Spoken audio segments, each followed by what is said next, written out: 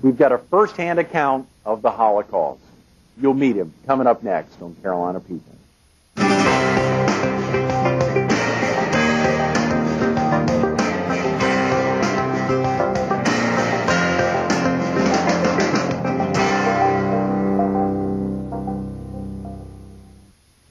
Good morning. Welcome to Carolina People. This morning we're at the Fox 43 studio in Florence. We're visiting with Tom Grossman, a retired engineer in textile chemistry. Good morning, Tom. Thanks so much for being with us this morning. Glad to be here. Tom, where were you and how old were you when you were taken prisoner by the Nazis?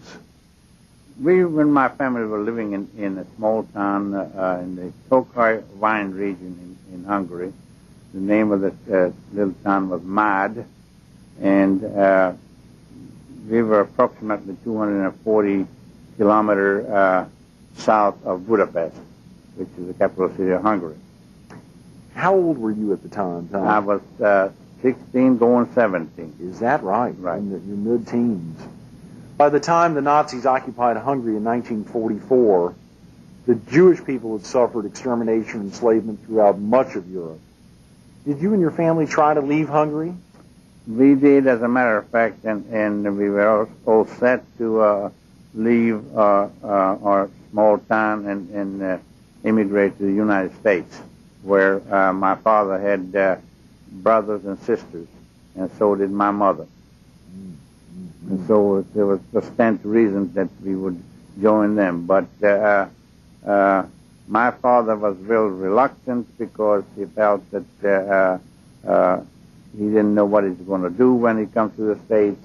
He asked, in a letter, asked his brother what is he going to do. He says, and his brother was jokingly replied that you're not going to be the president of the United States, and you're going to have yourself something that you're going to find yourself something to do. And that sort of offended him. He felt he should have more encouraging reply than that. But nonetheless, the opportunity was gone and we couldn't get out anymore. And so we were in Hungary, but we still hoped that nothing going to happen to us. And it wouldn't have, except for the fact that it was a surprise move by the Nazis in 1944, March 19th. Hungary was overrun by the Nazi army. And this was a result of a spy's information in Ankara, Turkey. The Hungarians were apparently, which was unbeknown to us, negotiating with the Allies to let Allied paratroopers get into Hungary towards the end of the war, which was coming. And the invasion didn't take place yet because that was supposed to be taking place in June 1944. But the idea was that simultaneously, when the invasion is taking place, they're also going to drop some paratroopers in Hungary and Romania. These negotiations were taking place at the Turkish embassy, the British embassy in Turkey, actually. And they had a spy implanted in that as a butler worked there, and under the code name of Cicero. As a matter of fact, they made a movie out of this one some time ago with James Mason in the lead, and called the affair Cicero, or the Cicero affair, whichever. I'm not sure anymore. It was fairly long time ago. And this is how this whole plot got revealed, and of course the Nazis made the surprise move and overran Hungary. Tom, how were you and your family deported from Hungary? When were you separated, and were you able to say goodbye to each other? Well, what happened is, in the first place, when Hungary was occupied, we were informed that we had a curfew now, and we lived in a small town, and we could not leave our home between the hours of 6 in the morning and 6 at night. In other words, between 6 a.m. and 6 p.m., we could not get out of the street. Now, you may think it's a crazy curfew, which it was. What was the reasoning behind such a curfew? The reasoning was that at that point, you know, we could not go on the street or go out on any stores during the day. The stores were closed at night. So if we needed something, food, medicine, or whatever necessity we needed, we could not obtain. Then 2 weeks later, the curfew was changed. At this point, we were not allowed to get out of the street between 6 p.m. and 6 a.m. But during the day we could. But then also came with an ordinance that everybody who belonged to the Jewish faith have to wear a yellow star.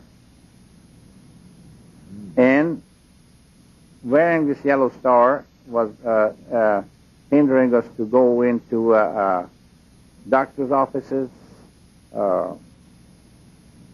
drugstores, because they were told not to, they were ordered, not told, just told, they were ordered not to serve anybody who comes in with a yellow star on his chest.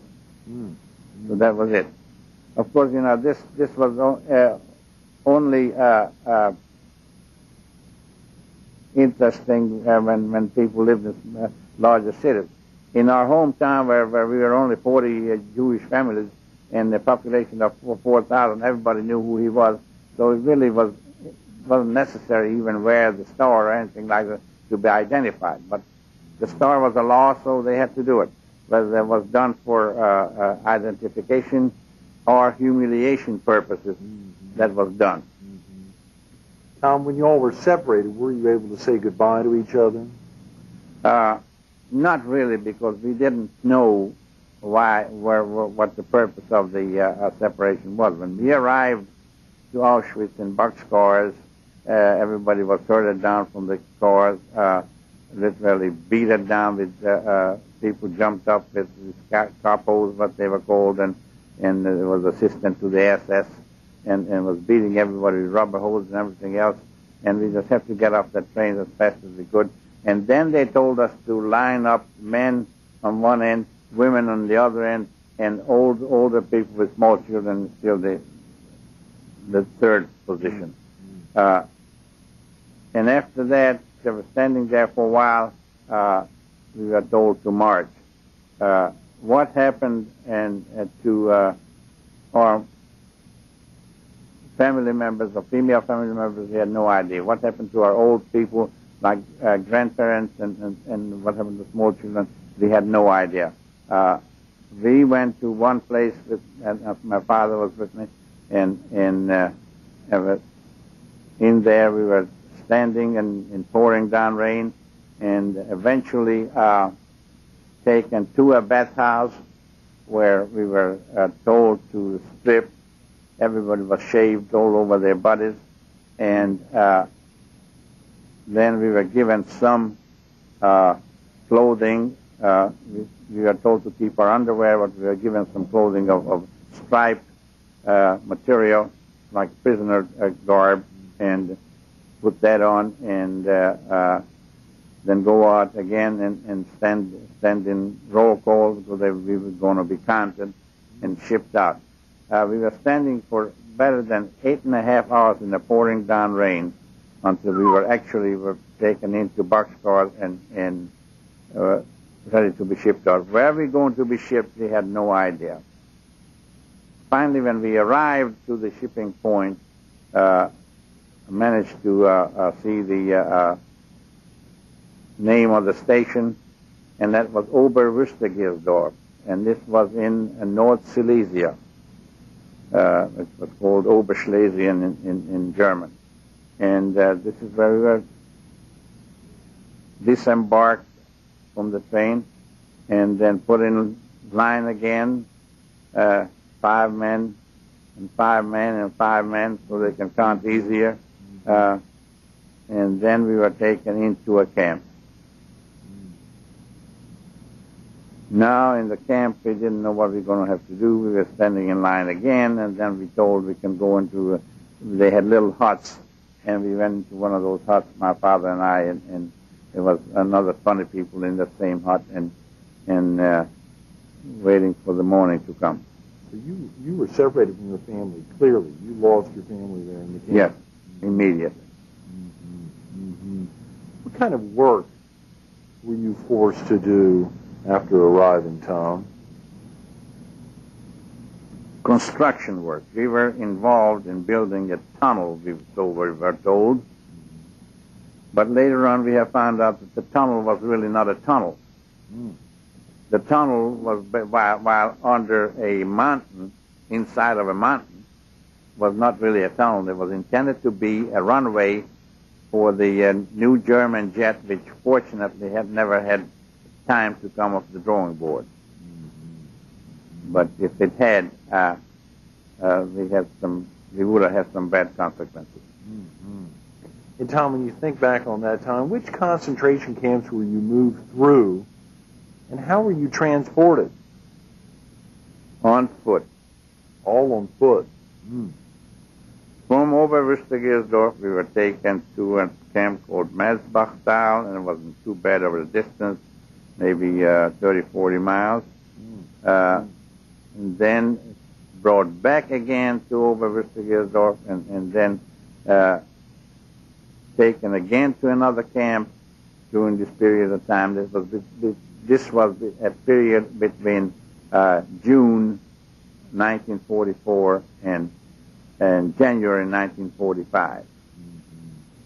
Now, towards the end of January, we were noticing something that looked very unique, which was thunder and lightning. Now, some of us who were prepared with education well enough to know geography, we realized that that is nonsense. There cannot be any thunder and lightning in North Germany, or North Poland in January, which it was not. It turned out to be the artillery barrage of the approaching Soviet army. And for this reason, they decided to evacuate the camp. So 1,200 and some odd, maybe 1,250 or something, started on the march. By the time we arrived to Flossenburg, which was a destination at that point, 200 of us left. The rest of the people was shot in the back of their neck, or taken their belt and twisted around their neck like that. And on each end of the belt, one man was holding the belt and was holding the man's leg. The man was turned face down. And it was carried like that for about 30 minutes or so, and after that, they realized he was dead. Nobody could stand that kind of thing, carried.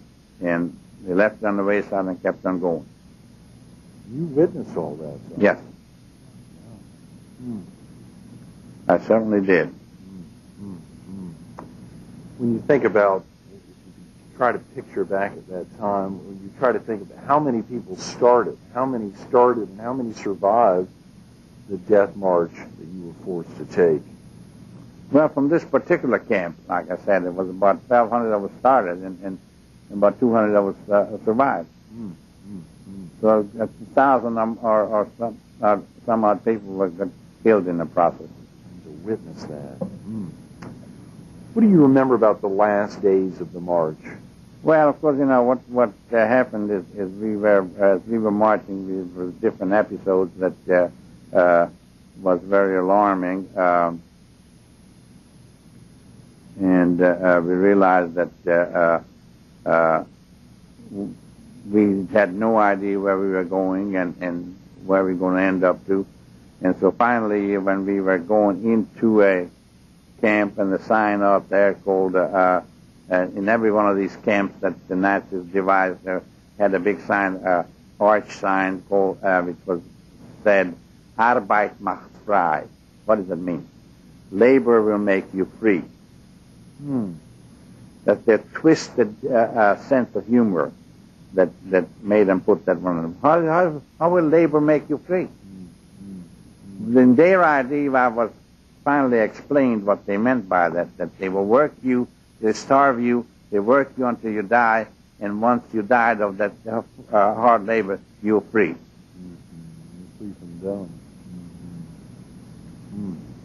So that was the meaning behind it. Now, there was a final destination, and that camp was run differently. Well, the camp was still only different from Auschwitz and the other camps, that they did not have a systematic execution function. In other words, no gas chamber and no crematorium. But they were killing people and put them in mass graves. And this was one of Flossenburg's things. In Flossenburg, while I was there, I volunteered for work because I knew with staying in a barracks which was absolutely overrun by lice, body lice. And what was so curious about this, that every so often, while I was there like 2 or 3 weeks or maybe a little more, just about every third day we had have to take a bath for disinfection. And when we were disinfected from the lice, coming back to the barracks, a day later we had just as much lice as we had before the disinfection. Now, at this point, when I'm thinking back of these things, here, many times I told this story and something came back on my mind that sort of bothered me. Where is all this lice came from if the barrack was disinfected? And I'm willing to swear and bet that they had lice in cups like this here. And after we were taken out to be disinfected, they had just taken back there and poured the lice all over. So it should come back to our body, because they knew that the lice will transmit typhoid fever. And that's what most people died of. More people died of typhoid fever in the camps of Flossenburg than any other punishment. Why did they make any effort to make you think they were disinfecting if they were doing something like that? I mean, why would they make any effort? Why wouldn't they just let you wallow in the lights as it was? I have no idea. I don't know whether they had what I think reason was that they had systematic inspection by the International Red Cross. And so that was one of the reasons. In Flossenburg, this is another example about this. And what happened is that I was finally decided that I couldn't stand anymore to just lay on the barracks and eaten up by lice, so I volunteered for work. And they put me to work in the kitchen detail, loading and unloading incoming trucks to the kitchen. And one day a truck came in with a big basket full of bread about this size around, cut 4 ways, was in a type of a laundry basket, if you know what I'm talking about. And while unloading this basket, the SS guard was there and watching every move of us. A piece of bread fell down out of the, accidentally fell out of the basket in the ground. And the ground was really sandy. So I bent down to pick up the bread, and the SS guard said, "Do not put that piece of bread back into the basket." So I said, "What am I supposed to do with it?" "Keep it if you want to." So I stuck it under my coat. After we'd been finished with the unloading of the thing, we were told to dismiss. 3 guys jumped and said they want a piece of that little piece of bread that I told. I said, "I can't do it here because the SS is watching. You can go into the latrine and do it." We went into the latrine, and 6 other guys jumped us. So what happened? We had a scuffle, and the bread fell on the floor in the latrine, and that the noise attracted the SS. He came in and wondered what we were doing, and he went and beat up everybody and told the other guys to go back to their whatever they had to go in their barrack or whatever. And then in the meantime, he looks at the floor and says, "Whose bread is that?" I said, "It's mine." "Well, you got it from it." I said, I got it. I fell out of the basket, and one of the guards gave it to me. I said, "You're lying. You stole the bread." Just like that. I said, "No, I didn't steal it." "Shut up," and then he started beating on me. So they put me in the dog cage. The dog cage was something that people were put in before they were going to be executed. It was like a large, oversized doghouse, actually, the same shape. And I was put in there and spent the night there. And the next morning they were taking me out, tied my hands behind my back, and the camp commandant came out and held a big speech. They assembled the whole camp and told everybody that this guy is going to be executed because he committed a crime in the camp, and he's going to be hanged. You were told that? I was told that, and the whole population of the camp was told that. So now I was 2 or 3 other guys was to be hanged for some other reasons. So we were standing there under the hanging tree, and I remembered putting the noose around my neck, and that was the only thing I remembered. I passed out. Next thing I knew, I woke up on a moving train. So I just couldn't understand what was going on. The man close to me, I knew him. "Oh, boy," he says, "you're lucky. You know you're lucky?" "What are you talking about?" "Well, I'm lucky. They hanged me." "Oh, you fool. They didn't hang you." He says, and then what happened? He says, as they were going to hang you, 2 big open Mercedes rolled into the main square of the camp. Each of the Mercedes had a high-ranking SS officer and a civilian person. "What about the civilians?" "Well, the Gestapo said, no, it's those civilians were members of the International Red Cross, inspectors. They were brought in to inspect the camp. And when they brought us in to the point that the execution was taking place, that was a big embarrassment to the high-ranking SS, because they said there's no such thing as going on. So they immediately stopped everything, and he told them to let me go, and I was let go, and they started to have some explanation, and the camp commandant was asked what he was doing, and he says, "This dog, he was stolen a piece of bread," which it wasn't true anyway to start with. Right. They gave me that piece of bread. Mm-hmm. But he told that, and so the SS, one of them SS officers who were accompanying the Red Cross representative said, "And even if it was so," he said, "it's not your place, and it's not in your jurisdiction to pronounce death sentence and execution." He says, "You go into your office, and I'll meet you there for further discussion. In the meantime, let these people go." So they let us go back to the barracks, and no more of that, apparently. But we were on the train when I was told this, and we arrived to Dresden, Germany. The train stopped in Dresden, Germany, where we were performing cleanup work for the Dresden railroad station. The Dresden railroad station was bombed to shreds, and we were cleaning up the rubble. And we were in that camp for probably 3 weeks or more, and then we started marching again.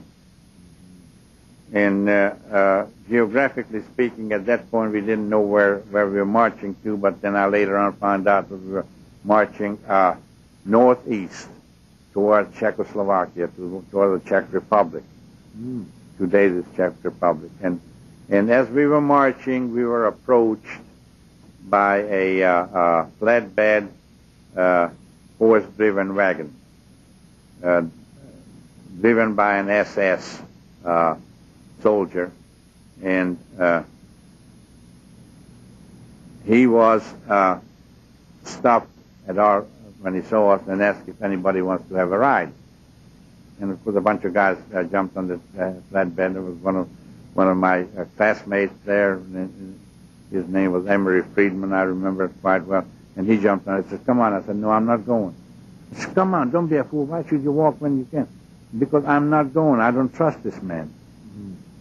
And they took off with about 30 or some odd people on their flatbed. And as he was going on the road, suddenly turned to the right, and then shortly after that we hear the machine gun shattering.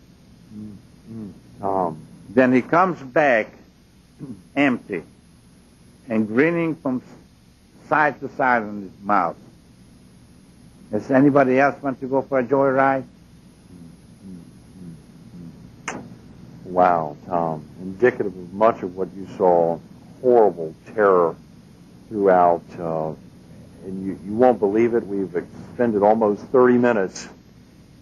We're just going to have to get you back in another day to share with us more amazing experiences. I still have another good 45 minutes to talk to you about. I'm sure, absolutely. Well, we'll talk to the producer and the director and make sure we schedule another very important time to get you back in. Thank you so much for sharing with us. Amazing experience. Thank you, Tom. Enjoy doing it. Absolutely. Stay tuned to more Carolina People coming up next.